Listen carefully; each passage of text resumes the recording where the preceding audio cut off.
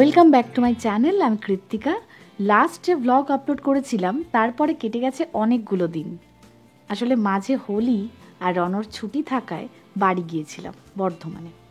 ওখানে বেশ কয়েকটা দিন খুব ব্যস্ততায় কেটেছে। কলকাতার দিনগুলোও যে ফাঁকায় কাটে এমনটা নয়, তবে কলকাতার ব্যস্ততা আর বর্ধমানের ব্যস্ততা দুটো সম্পূর্ণই আলাদা। তবে আজকের ব্লগটা একদমই অন্যরকম। রোজকার ডেলি ব্লগ নয়, কোনো ঘুরতে যাওয়ারও ব্লগ নয়।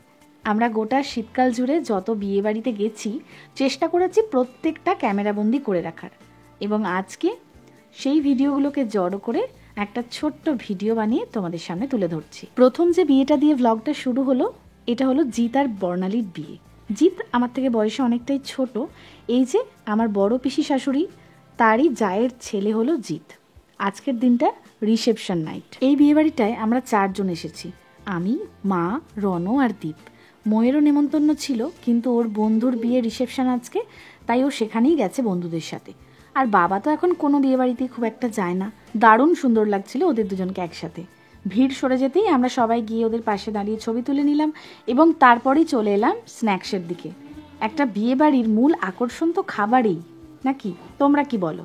আমার মতো তোমরাও কি তাই করো?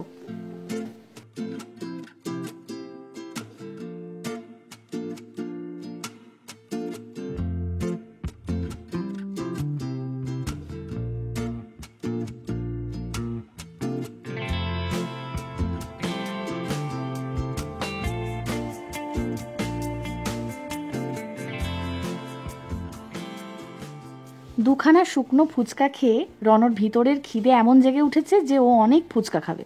তো আমরা ভেবে দেখলাম এর থেকে খেতে বসিয়ে দেওয়াই ভালো। আর আমাদের দুজনের তো খিদে পায়নি, কারণ আমরা গিয়েই অনেকগুলো ফুচকা খেয়েছি।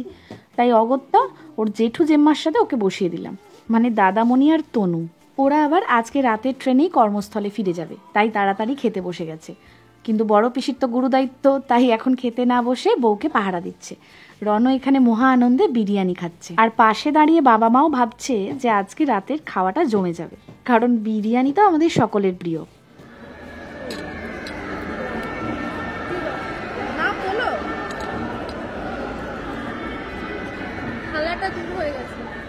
এমনই সময় হঠাৎ করে দেখা হয়ে গেল একদম পুরনো দিনের বন্ধু আর তার বউয়ের সাথে।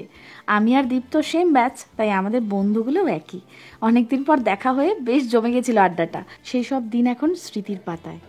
চলো খেতে বসি। বিরিয়ানি বলে কথা, তাড়াতাড়ি খিদেটাও পেয়ে গেল। যেই না খেতে বসলাম তখনই কনেপক্ষরা এলো। তো যেহেতু গেটের কাছে বসেছিলাম, তাই বসে বসেই দেখতে পাচ্ছিলাম রনর আজকে মোট 2বার খাওয়া হলো। একবার তোর জেঠু জেম্মার সাথে খেয়ে নিয়েছে, আবার আমাদের সাথেও বসেছে। কারণ আমরা তো 3 জন, একটা সিট এমনি ফাঁকা থাকবে, আর রনও তো আমাদের কাছে ছাড়া কারোর কাছে থাকবে না, তাই ওকেও বসিয়ে দিয়েছি। ওই খেলো আবার টুকটাক পাঁপড়, মিষ্টি, স্যালাড।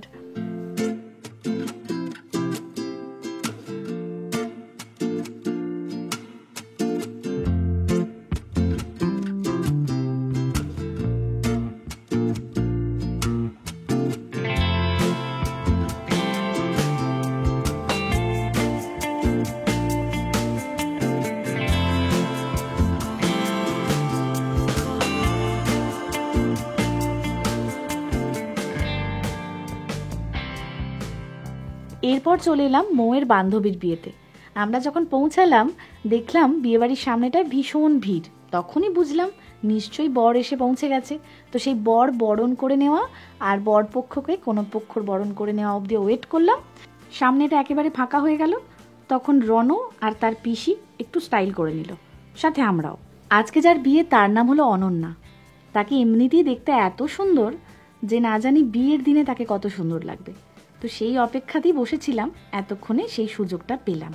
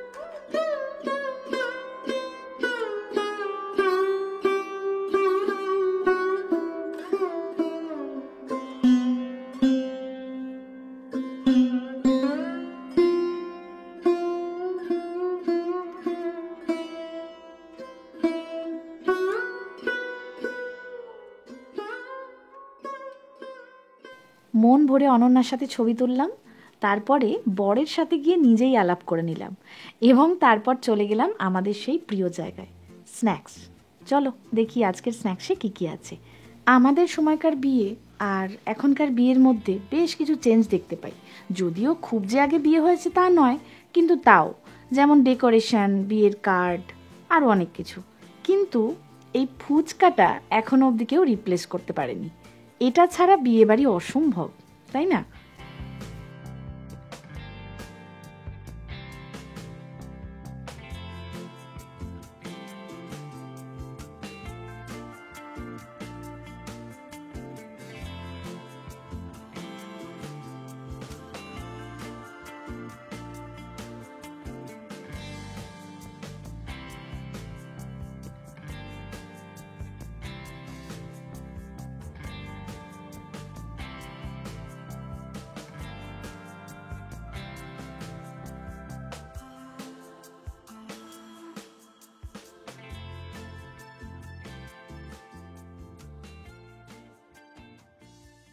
খেতে বসেই দীপ আর আমি মিলে মন দিয়ে মেনু কার্ড পড়ছিলাম, আর সেটা পড়ে দীপ, মা, মৌ তো বেজায় খুশি। আজকের সব কটা মেনুই কিন্তু মাছের ওপর, আর আমি তো খুব একটা মাছ পছন্দ করি না, তাই দীপ আমাকে বলে তুমি মোটেই বাঙালি নয়, বাঙালির নামে কলঙ্ক। সে যাই হোক, মাথা পেতে মেনে নিলাম, আর কি করব। তোরা তো বেশ জমিয়ে কবজি ডুবিয়ে খেলো, আমিও কিন্তু খুব ভালো খেয়েছি, কারণ কাতলা মাছ ছিল যেটা আমার খুব প্রিয়। শুধু তাই নয়, মাছের বদলে যে মেনুগুলো ছিল সেগুলো প্রত্যেকটাই কিন্তু দুর্দান্ত রান্না হয়েছিল, তাই আমার খাওয়াটাও কিন্তু জমে গেছিল।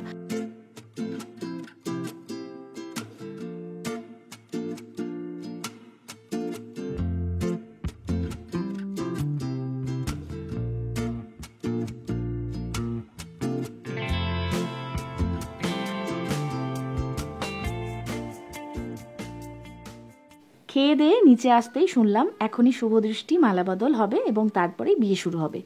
তো যাই হোক, চলো এই অনুষ্ঠানটা দেখেই যাই। আর দীপ একটা গুরু দায়িত্ব পেয়েছে, ওই দেখো। আহারে বেচারা, দাদা বলে কথা, বোনের বিয়েতে এইটুকু তো করতেই হয়।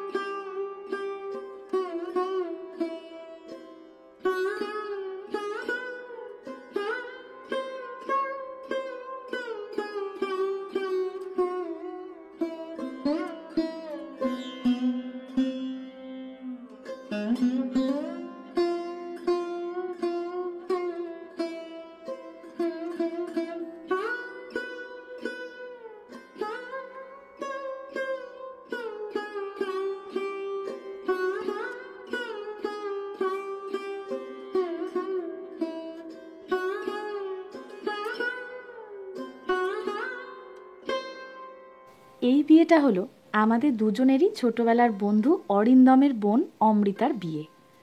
তো সেই বিয়ের যে মেকআপ আর্টিস্ট, সেটা তো আর আলাদা করে বলে দিতে হবে না, তোমরা সবাই বুঝতে পারছো আমি কার কথা বলছি, বর্ণালী পাল। তো ওই জন্য ওর ড্রেস আপটা দেখে তোমরা কেউ ঘাবড়ে যেও না, কারণ ও যেহেতু কাজের মধ্যে আছে। নর্মালি অন্যান্য বিয়েতে বউকে সাজিয়ে দেওয়ার পরেই মেকআপ আর্টিস্টরা ফ্রি হয়ে যায়, কিন্তু এইটাতে একটু অন্যরকম ব্যাপার আছে।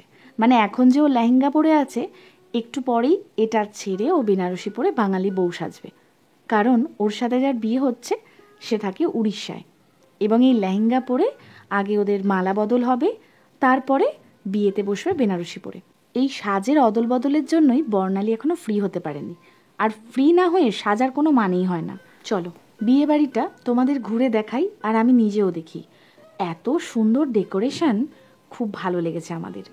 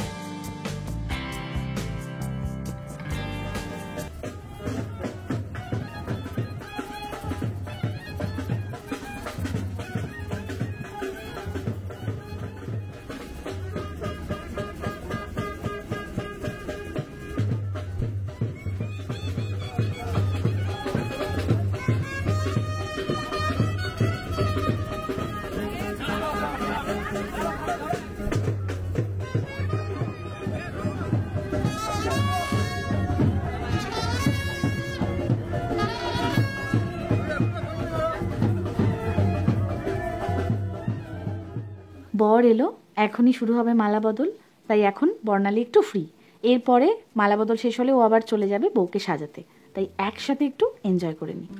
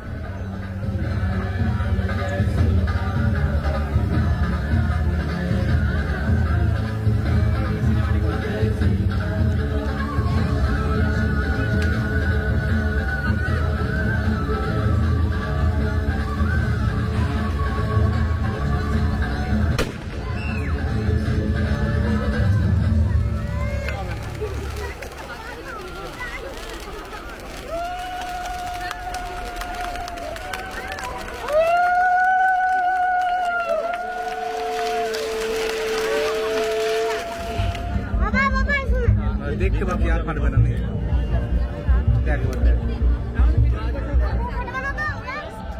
ওয়াও,